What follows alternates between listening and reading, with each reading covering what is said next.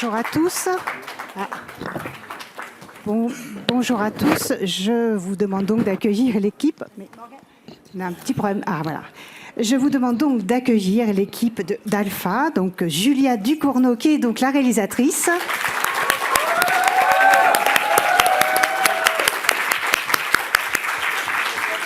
Le comédien Tahar Rahim.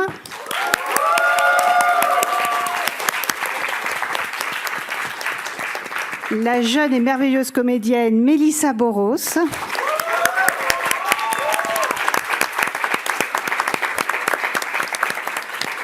Le très sensible comédien dans le film Finnegan Oldfield. Merci beaucoup. Le compositeur et sound designer Séverin Favrio, et ça c'est très important aussi.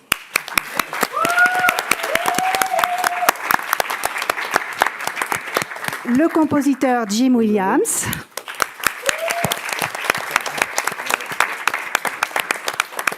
Le producteur Eric Altmaier.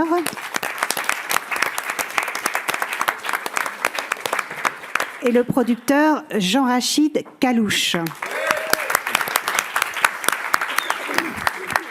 Et j'en profite aussi pour saluer Emma Mackay et Golshifteh Farahani qui ont dû repartir pour des raisons de tournage. On les applaudit aussi. Et bien sûr, toute une partie de l'équipe qui est là aussi devant nous, mais tout le monde ne pouvait pas être... voilà. J'ai fait une erreur. Jean-Christophe Bouzy. Ah, excusez-moi, oui, j'ai fait une erreur. Le monteur Jean-Christophe Bouzy. Merci.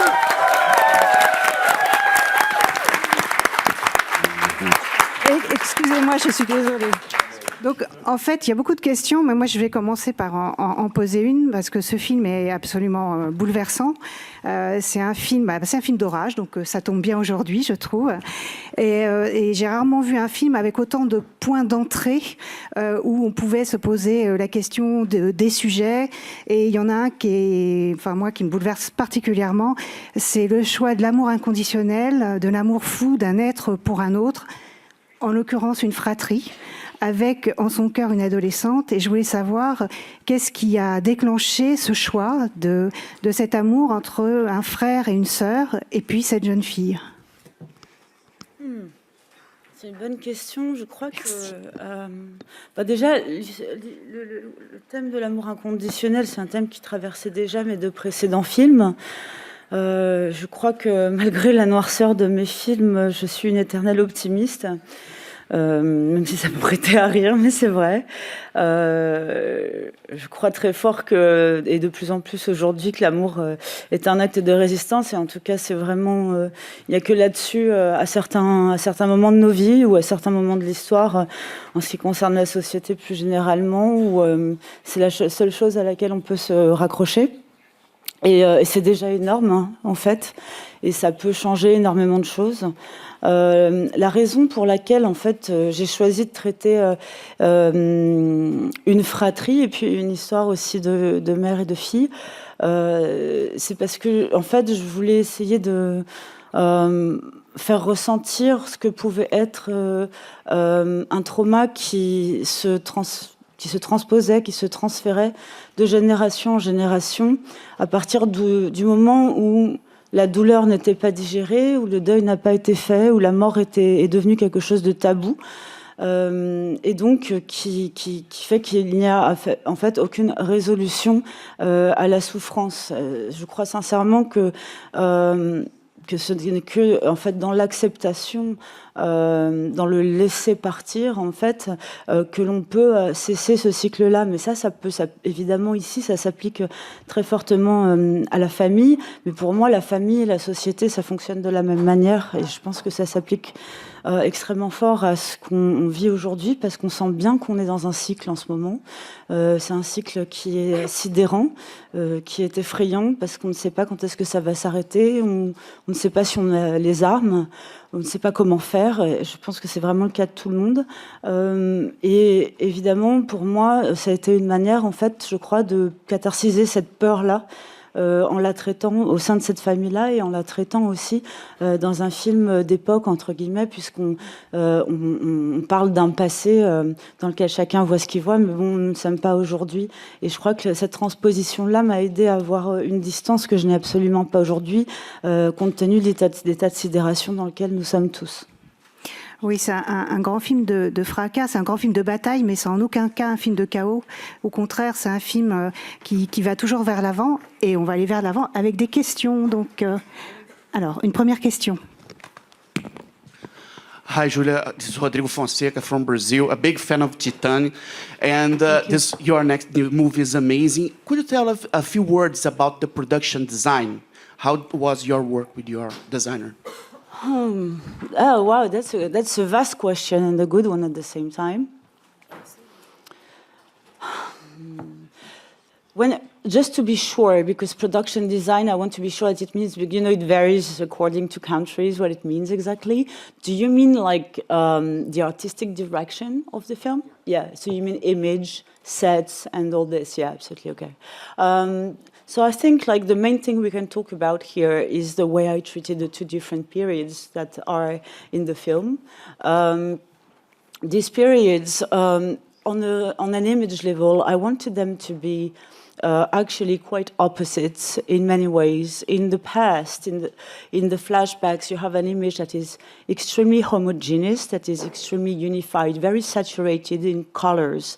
We tried with my DP to bring up these very nostalgic memories of Kodak disposable cameras that we had in the 90s, in which, you know, the colors were incredibly intense and dense. And to me, that's very nostalgic. So that's nostalgic because obviously that's what I look at when I look at my own family pictures, but also because it signifies a very unified society. At this moment in the flashbacks, we are aware that there is a virus, but they are not able to know which is the virus and the impact it's going to have on the society, right? So at this point, the fear is already there, but the society is still unified.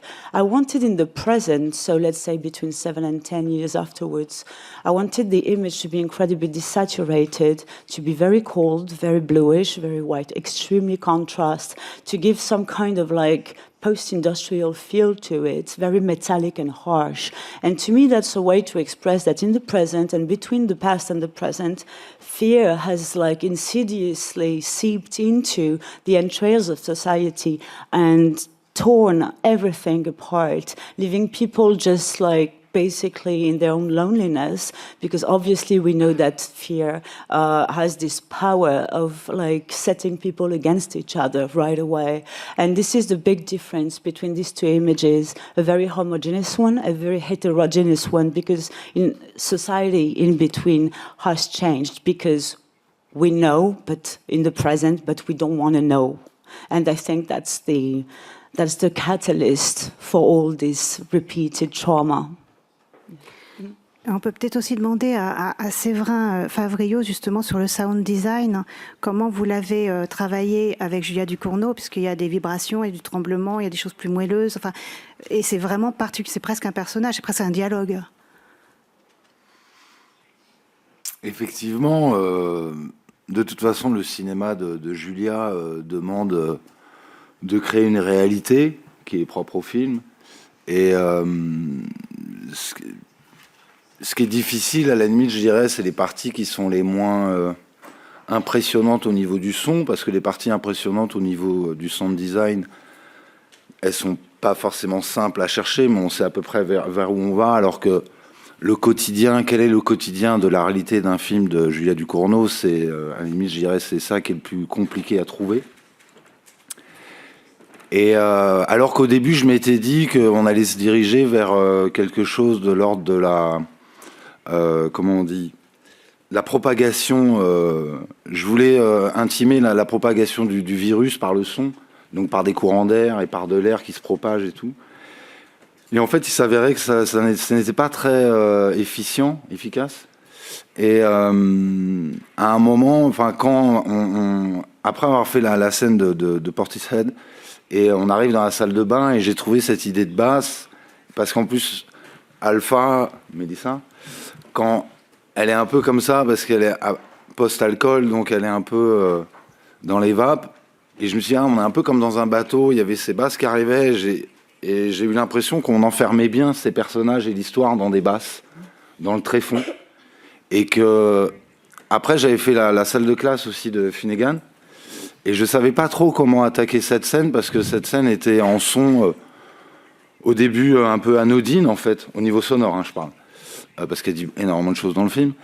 Et en même temps, je voulais quand même quelque chose, et Julia aussi me demandait quelque chose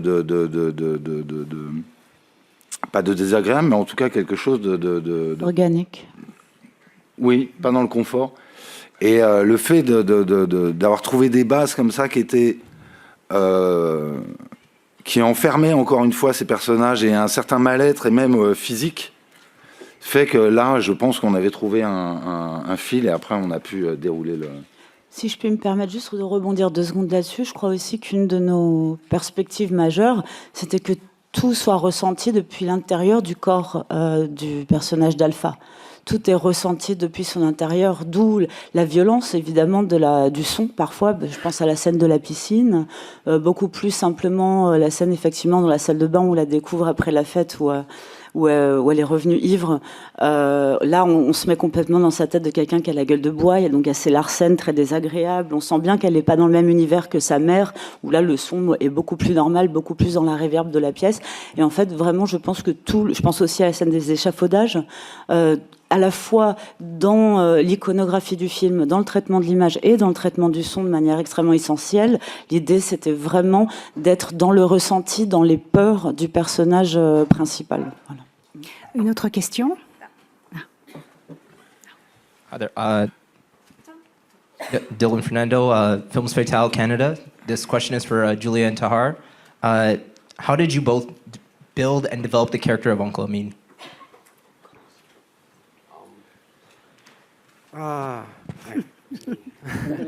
So when I first read the script, it was all there. I mean, sometimes you have some questions and a lot of questions for a director just to build your character and build his mindset. But in this case, everything was there, and the conversation we had around the character was more, I don't know, not in details, but what he feels, who he is, and his relationship with his sister, his niece, and with the movie itself somehow. So living through this character for me was something very strong. And what I loved with Julia when I first met her was like, because from my point of view as an actor and from my personal experience, you only know a director when you first start shooting, like the first day. So you have ideas when you meet somebody. And I had this sort of pre-feeling that we would, like, I don't know, speak the same language, have some sort of, I don't know, common vibration. And on the first day, something happened, and it never happened to me before. It clicked right away. First day, first sequence, first take. I don't know what happened. It just clicked organically, and we looked at each other, and it was an important moment because, as an actor, when you feel that, the first second, you're like, okay, right. What I felt was right, so I can give like everything I have to this movie, to her, and then just travel through this emotional road that we've been through. And it felt like we trusted each other in a very, I don't know, specific and special way. And I really loved it, yeah. Yeah, I don't have much to add to that. I mean, I'm glad he's saying it. It's really nice to hear. I obviously feel exactly the same way. I just want to add that Tahar did an amazing prep job before the film. He worked with an organization that helps drug addicts in Paris for 3 months, and he went almost on a daily basis to work with them and to meet with addicts and to talk about their lives and to get to know them. And I think that's absolutely remarkable. Obviously, he sustained an incredible weight loss. That's pretty obvious, and that was already a feat in itself. but his work with the association was really something incredible, because every time I would see him, like week after week, I would see him, and I was not acknowledging the weight loss, because it's not like I was checking on his scale all the time, like, did you lose 1 kilo today? Because I'm not that monster, but I could acknowledge that every day he had, integrated within himself, not even within the part, but within himself, some gestures, some looks, some little tics and stuff. And all over the 3 months of the preparation, I could see him becoming the character because of that. And that was absolutely spectacular. Une autre question, je crois. Là, voilà. Bonjour, je m'appelle Yael Kahn, je suis journaliste française. Ma question, elle est pour... Je suis Yael, journaliste française. Ma question, elle est pour vous, Tahar Rahim. Vous êtes adepte de nombreuses transformations physiques. On l'a vu notamment dans Le Serpent, Monsieur Aznavour désigné coupable, maintenant dans Alpha, entre autres. Vous êtes donc un acteur caméléon. Est-ce que accepter de tels défis, pour vous, c'est vous challenger? Comment vous vous êtes préparé dans ce rôle particulièrement dans Alpha? Et comment vous l'avez vécu, vous, dans votre quotidien? Oui, alors c'est des challenges très souvent que j'aime me mettre pour plusieurs raisons, parce que j'appréhende mon métier, j'aime essayer de retrouver cette virginité que j'ai eue la première fois quand je l'ai fait, qui est... Enfin, une première fois n'existe qu'une première fois, et après on essaie de courir après, et si on prend pas des risques, on s'en rapprochera jamais. Et c'est quelque chose dont j'ai besoin pour essayer de me dépasser. Et ouais, donc c'est forcément des challenges, et j'aime beaucoup ça. Après, cette histoire de transformation, de composition, ça arrive quand le personnage et le film le permet. Sinon, c'est pas quelque chose auquel il faut penser. Et dans ce cas-là, ça s'imposait de fait. Il fallait qu'il soit dans un état physique qui corresponde au personnage, sinon ça marchait pas. Donc on en a parlé avec Julia, évidemment. Mais il y avait un physique à atteindre, mais j'ai eu la sensation qu'il fallait que j'aille plus loin. Elle m'a pas dit « ouais, va aussi loin ». Il fallait que ça marche. Mais à un moment donné, j'ai poussé plus loin parce que j'avais la sensation qu'il fallait que je vive quelque chose, peut-être de manière un peu égoïste, mais comme une sorte d'expérience. Parce qu'un rôle comme ça, c'est un cadeau. D'ailleurs, je te remercie encore. Et je te remercie aussi de nous avoir filmé aussi bien et de cette manière-là, parce que j'ai réalisé hier, quand je l'ai vu la deuxième fois, c'était assez particulier. Donc, merci encore. C'est avec amour. Merci. Et c'est réciproque. Après, le travail, c'était un gros travail, évidemment, de régime. Mais ça, c'est la porte d'entrée. Parce qu'ensuite, il faut créer un monde. S'il s'agissait simplement, entre guillemets, de perdre du poids et d'avoir une apparence physique, ça aurait été plus simple. Mais après, ce qu'il y a à construire derrière, c'était justement tout le travail qu'on a fait avec l'organisation Gaïa, que je remercie au passage, où j'allais justement les observer, discuter avec eux et passer du temps avec eux. Alors ensuite, il y a toute l'espèce de physique qui s'installe, les mimiques qu'eux, ils ont, mais il ne fallait pas les fabriquer. Donc le seul moyen pour moi de pouvoir les vivre, c'était non seulement d'aller très loin physiquement, mais aussi de pouvoir m'installer dans un mindset qui leur rende hommage quelque part. Parce qu'ils sont regardés comme des fantômes dont les gens ont peur dans les rues. Et c'est triste parce que quand on commence à parler avec eux, c'est des êtres humains pleins de lumière, pleins d'humour. C'est juste qu'ils ont essayé de combler un vide avec un produit, et c'était au mauvais endroit, mais aucun d'eux n'a envie de se retrouver là. Et de trouver qu'en fait, au milieu de ce côté très très sombre, il y avait toujours de la lumière, c'est ce que j'ai voulu aller chercher quelque part. Et de pouvoir l'injecter dans le personnage d'Amine, qui, à mon sens aussi, il y avait une autre dimension dans ce film-là, qui était presque spirituelle, où je le vivais un peu comme un ange, une sorte d'ange déchu à qui on a coupé les ailes et qui se retrouve perdu dans un monde auquel il n'appartient plus et qui demande simplement à laissez-moi partir, je veux retourner à l'état auquel j'appartiens. Et finalement, ce qui est beau dans ce film-là, c'est que tout le monde va s'aider à se libérer. C'est-à-dire que lui reste, d'une certaine manière, il a une mission, c'est d'ouvrir les yeux et de mener un petit peu par la main Alpha, qui deviendra une version réussie de Amine, d'une certaine manière, dans cette famille. Et elle va le libérer. Et en même temps, elle libérera sa maman. C'est pour ça que c'est plein d'amour, ce film, en vérité. Parce que finalement, l'ombre, c'est juste de l'absence de lumière. Nous avons une autre question. tout là-bas. Voilà. Arash Azizi, Iran Wire and the Atlantic. The question for Julia, you have a really masterful way of making the films almost sort of disturbing as a viewer in every scene. There's a sort of intensity throughout.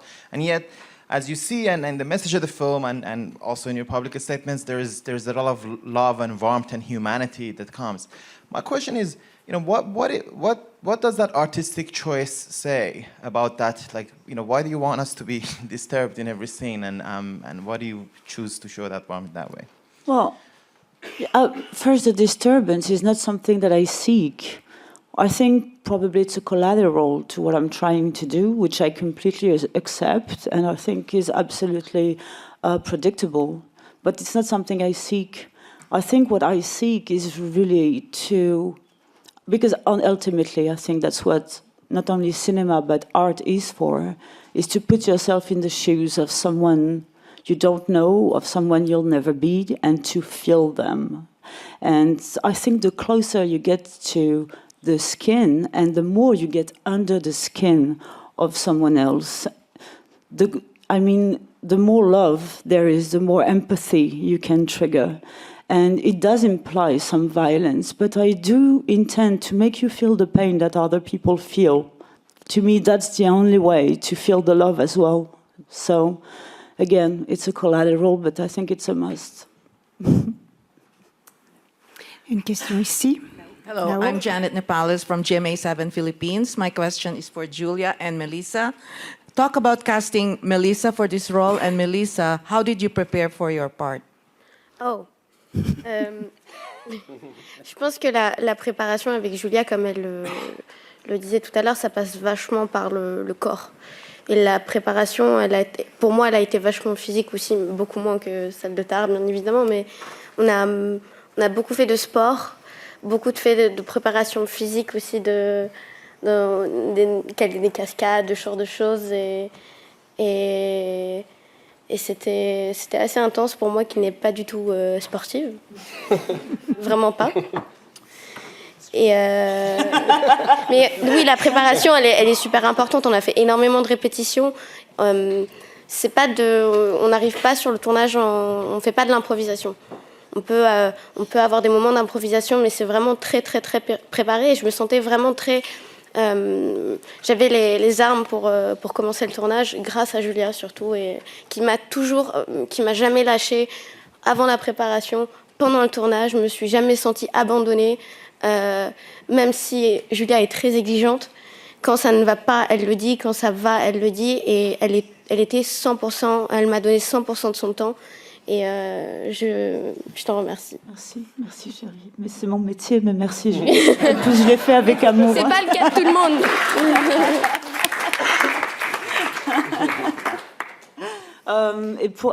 As far as the casting question is concerned, I'm sorry, where are you? I can't see you, and I like to get people high.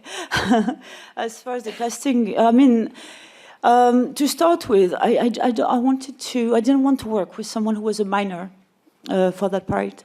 For many reasons, some might tell you for production reasons. Obviously, we know that it's hard to work with minor in terms of like time on the set and stuff like that, but that was not that. Actually, I didn't feel like explaining this film, to someone who was extremely young and stuff like this, who was the age of Alpha, let's say. And also I felt that the part itself had a huge spectrum of emotions that would have been incredibly hard to get from someone who is still very young in life. And so from the get-go, we started casting young women from 16, to 20, something like this, who looked a little bit younger than their age. So that's the first technical part of the cast. And obviously, when I met Melissa, for me, it was an obvious choice. I didn't meet her right away. I made her come back a little bit because obviously I don't know her, and I have to see, how I can talk to her and how I can adapt my language to her and if she understands it. And as a matter of fact, sometimes I feel, that I digress a lot, as I'm doing right now, but she understands it perfectly. She was never lost when we were in casting. I speak very fast when I work, and I'm like, okay, so you see this line, you do it like this. The tone here, the accent is here. The accent, you go down here, then you go this. You look this, you look that. And she was like, okay. And she did it perfectly, and was like, oh my God, that kid is a wonder. That kid is incredible. She was gold right away. And she also, I mean, beyond obviously her immense talent as an actress, she has something that I really recognize myself in, meaning that Melissa and I are still very childish. That was important for the part. That's important to me in my life because that's part of who I am. And you know, this kind of like very nonchalant, careless difficulty to have some kind of body coordination is something that I find incredibly endearing and that I feel and relate to. And she definitely has this too. And that's, yeah, and I'm saying this as a joke, but like there is some comedic aspect to the character. I think every time you have a teenage character, there is a comedic aspect to it because it's this age of teenage years is an abomination of nature. I mean, really, it's extremely funny. Your personal tastes are a disaster. You think you know everything, you know nothing at all. People treat you either like an adult or a child, nothing in between. You don't know who you are, you stink, your body moves. I mean, it's a huge mess. And so you have got to have someone who bears this comedic quality with them when you cast them, and Melissa also definitely has it.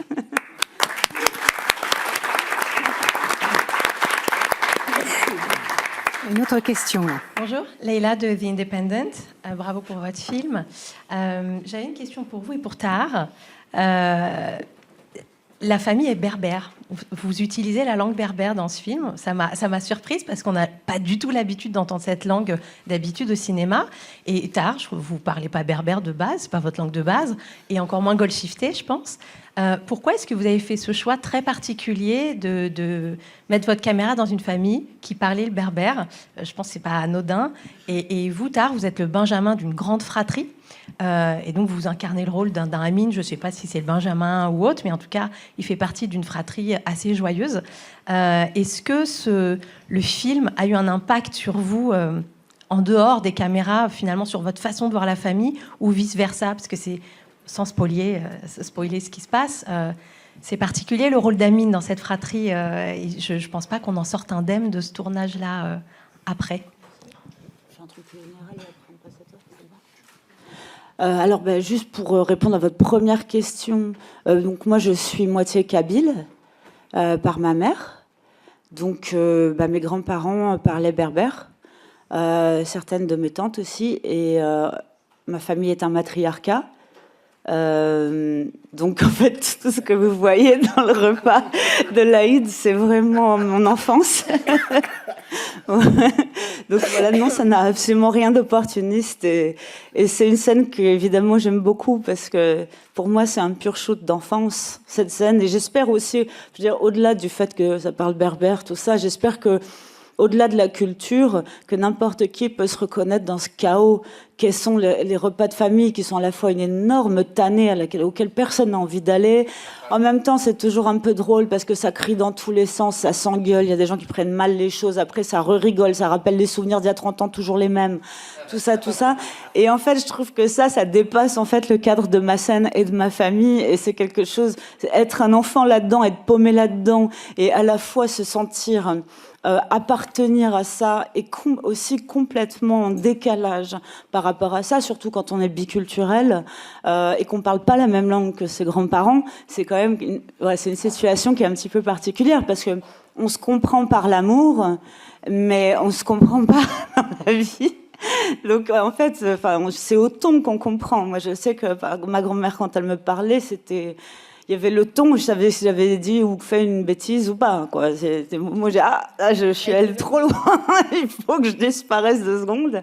Mais voilà, j'aime beaucoup Sunset pour ça, parce que je crois quand même, c'est comme ça en tout cas que je vois la famille en général.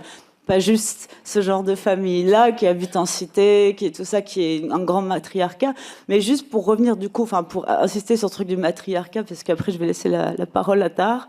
Alors oui, évidemment, c'est une famille dans laquelle les hommes sont un peu dépassés. partout ce bruit, toute cette force, cette énergie déployée de toutes parts de manière assez chaotique. Ils n'ont pas forcément leur place. D'ailleurs, il y a un plan dans cette scène-là où on voit le grand-père comme ça se lever, il dit rien, il est très calme, il va s'asseoir, il est très spectateur de ce qui se passe. En fait, et finalement, le seul homme qui parle à table, c'est le copain Benny, qui est français, raciste. Mais bon, vu qu'il fait partie du même bloc d'immeubles, c'est la famille. Voilà, les années 90, c'était ça. Et je trouve ça marrant de se dire que les hommes de la famille ne s'expriment pas du tout. Enfin, marrant, voilà, c'est pas drôle, mais il se trouve que dans un matriarcat, c'est comme ça. Donc oui, pour le personnage d'Amine, c'est incroyablement écrasant. Ça peut donner des pistes aussi sur sa solitude, sur cette envie d'ailleurs, en fait, cette envie d'exister en dehors de ce salon, de ce repas. Et d'ailleurs, on le voit pendant le repas, il fixe la porte d'entrée, il veut sortir et il veut s'échapper par tous les moyens qu'il a, y compris donc par la drogue. Et c'est pas du tout la seule réponse à ça. Mais ça peut en faire partie, ouais, je pense. Attendez, excuse-moi, Tahar doit répondre à la question. Pardon. Mais tout a été très bien dit d'ailleurs. C'est vrai que ça rappelle des souvenirs. Après, j'ai dû apprendre le kabyle, qui n'est pas ma langue, qui n'était pas simple, c'était des heures de travail. Mais j'ai été... quelque part, ça m'a vachement touché. En tout cas, en le lisant, ça donne des réponses aussi au personnage. Ça permet de comprendre un peu plus qui il est. Sans qu'il y ait vraiment quelque chose qui soit en pleine tête comme ça, de dire « Ah, ben voilà ce qu'il a vécu, etc. » J'aime beaucoup ça dans les films, moi, quand on fait mi-chemin avec l'écran. On me dit « Viens, on se rencontre au milieu. » Et ça me donne de la matière à réfléchir. Et aussi, ça m'a permis aussi de créer des relations avec le personnage de Goldshifter, parce que je me dis que finalement, c'est la seule qui le regarde, qui l'écoute, qui l'entend. Et ça, c'était pour la partie... la construction du personnage, mais sinon, oui, ça m'a rappelé énormément de souvenirs. Et ce qui était génial, c'est quand je lis cette scène-là et je vais sur le plateau, moi, je suis le dernier d'une grande fratrie de 9 enfants et j'ai été élevé aussi beaucoup par mes 4 sœurs et ma mère. Donc quand j'arrive sur ce plateau et je suis avec des femmes partout, plus cette scène-là, moi, personnellement, c'est un truc que j'ai pas eu à travailler. Je me sentais en sécurité, un peu chez moi, dans mon enfance. Aussi un petit peu. J'allais me réfugier aussi, histoire de pas me faire briser. Je rigole. Mais voilà, ça m'a apporté ça, surtout. Une autre question, là-bas. It's Yannis Raouzeos from Greece. Thank you for this astonishing work. I mean, it was really, really great work this time. Even better, I would say, than Titane a few years ago. So much better, I would say. In a very good manner. I mean, I take it. I mean, yes. It's a path forward. Thank you. And I would definitely like to speak a little bit about this combination of familiarity and unfamiliarity in this film and in your other films, but we speak about this one, and the role of all this combination of dreamy-like atmosphere, the bleak colors of the present, the more colorful but still sad colors of the past, that create a touch of the uncanny, as we can describe. Yeah. Talk to me a little bit more about what uncanny is for you as a notion in art in this film and in your work in general. Thank you so much. Oh, no, thank you for your question. I love it. I think the word uncanny is absolutely right. Absolutely right. I really like this word, actually. I don't know if you'll tell me, I don't know if you've noticed, but I slipped some I tried to make it unpretentious, but slipping some references is always pretentious. So let's take it on me that I'm being pretentious doing that. But I slipped some little references of Edgar Allan Poe in the film, who's obviously one of my favorite authors. And well, there is the dream within a dream in the classroom. There is the Mask of the Red Death in the bar. There is something that you actually don't see, except if you pause it and maybe you zoom into the image. But the bus stop where she goes at the end of the film is called Valdemar, which is from The Curious Case of Mr. Valdemar. Anyway, so the term of uncanny is absolutely precise and just here. I think as far, let's say, to differentiate the way I used it in Alpha compared to Raw and Titan, is that in Alpha I really tried to aim at it in a very, let's say, in a more exposed way than I used to, in the sense that as much as I wouldn't define this film as a genre film, to me it's a drama. I do convey some very unrealistic iconography in it. But I tried all my best, because if I had, again a digression, if I had, I think it would have been against my intention with this film. I tried to destroy this kind of like glass ceiling there is in genre, which is the distance. Because genre brings you a safety distance to what you're seeing. Obviously, you know, ghosts are not real. I mean, some people think they are, but that's their thing. But like, ghosts are not real. Like, I don't know, like a huge monster, like King Kong is not real or whatever. You know, you're not going to get out of the theater being chased by a serial killer with a white mask or whatever. So there is this safety distance, right, where you're scared on the moment, but then when you get out of the room, you just go on with your life and you have catharsis. That's something that as an audience, I love. I'm a huge fan of that, right? But here I tried to do almost the opposite. I really tried to not use, let's say, I don't want to say genre, let's say unrealistic imagery in a way that actually exposes you, me first, and hopefully you as well, in your zone of discomfort as far as your own body is concerned, as far as your mortality is concerned, and more importantly, as far as your vulnerability is concerned, because this is how you can have emotion seeping in like this. And the way I present the first few times where I present the disease in the film, it's never an installation. It's just something you pass by, you see that, and you're like, yeah, because there is nothing happening. This is people dying. You know, it's not like, I don't want to make any effect around it. They could look like whatever they look like. There are people dying, and there are people who need health care badly. And that's all I wanted to portray there. You know, like, I tried to not make you feel safe in that distance in the way that I wanted you to believe that that disease is a disease, all right? And that's it.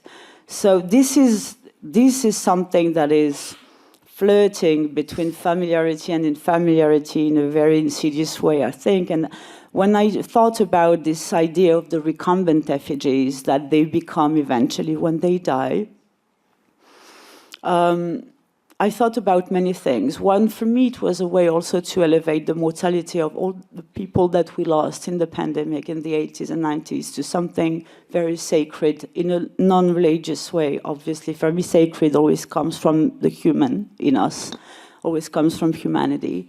And it was a way for me to make them beautiful, to build a monument to them, and to make them eternal in a way. And also there's the same kind of relationship I have towards the red wind at the end, because Alpha ends up with a lot of red dust on her, like the memories of all that we lost are still under her skin, and they will remain there at the same time. You know, it's like the mourning is happening, the grieving is happening, but they're there, you know, they're under the skin, and that's important to me.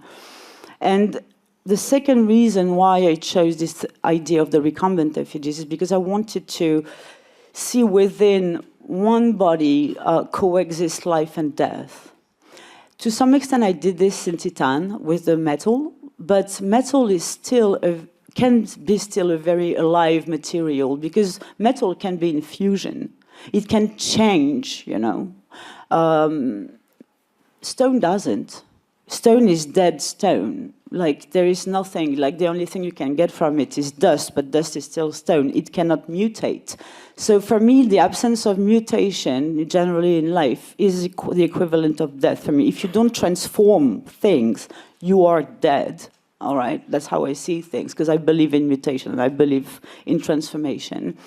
And so I wanted the uncanny part is where it coexists within the very lively flesh and something that is definitely deprived of any form of life. And I think that's a very disturbing image, and that's the closest I can express my fear of death. Yeah.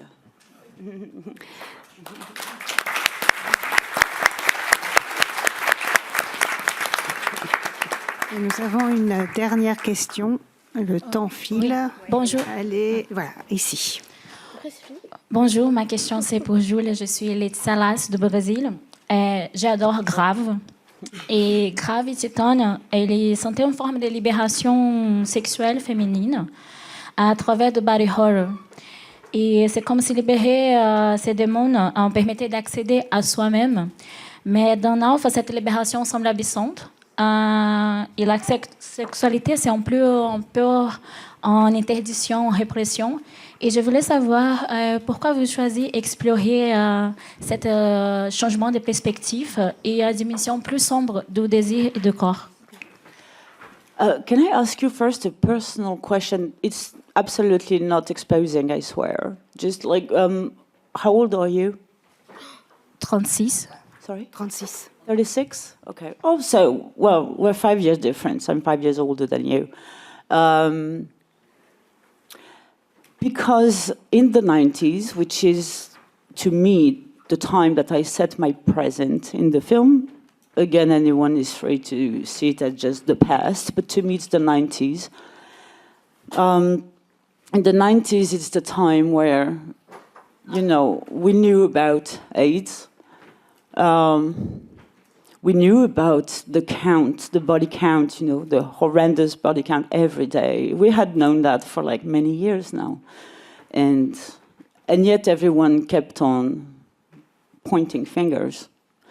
You know, it had been years, and for many, many years, and I want to say even decades, people have been kept on pointing fingers. You know, like, you have it, it's your fault. It's because of your lifestyle. It's because you did this and you did that. And the shame and the guilt tripping and the way basically an entire, not even society, but an entire world went so low that left traces, because that's not a good look on us. That was never a good look on us, and that's still not.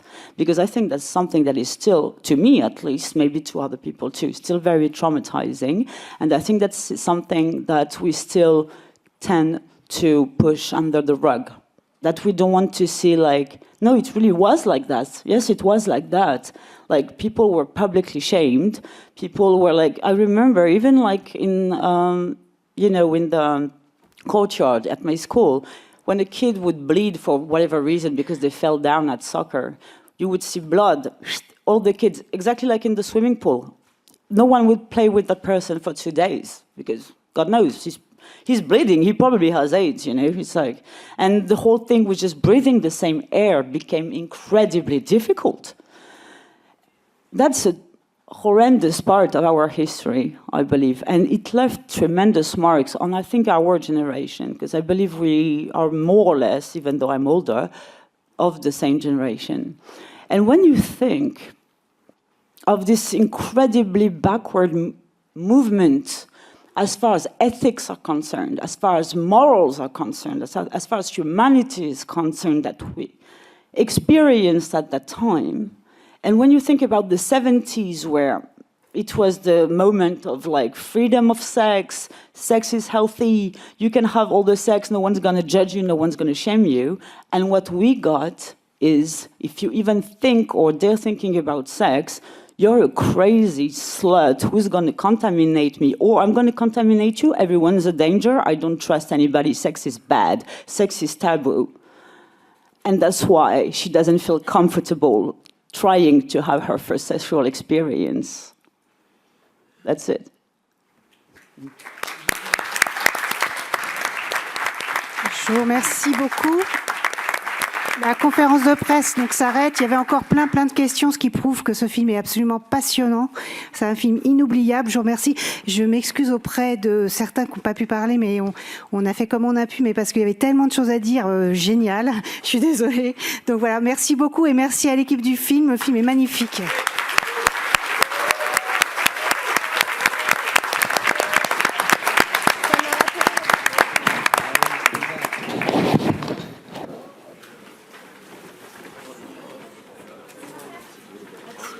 Merci. Le film est inoubliable. Il ne faut pas douter. Ne doutez pas de tout ce qui se fait. Je sais que c'est moi, je sais.